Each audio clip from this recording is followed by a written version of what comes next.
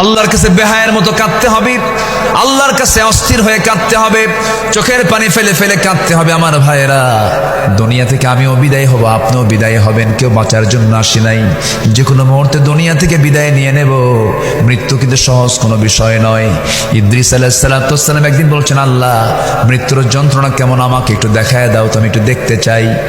মালাকুল মউত পাঠায় দিলেন, তার জান কবজ হয়ে গেল। আল্লাহ পাক তাকে আবার জিন্দা করলেন।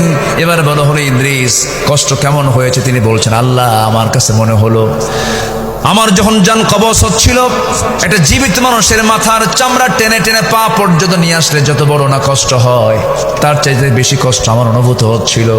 সঙ্গে সঙ্গে আল্লাহ বলছেন, ইদ্রিস রে, মালাকুল মউত তোমার যখন জানটা কবজ করেছে, অত্যন্ত আদর করে যত্ন করে জানটা কবজ করেছে। আদর যত্নের জান কবজের তীব্রতা কষ্ট যদি এমনটা হতে হয়, এমনটা কষ্ট হয়, সবার সামনে মৃত্যুর মুখে মুখে আসে না নাই বলেন? আচ্ছা, সবাই আমরা মৃত্যুর মুখে মুখে দাঁড়াবো একদিন। দুনিয়া থেকে বিদায় নিয়ে নেব।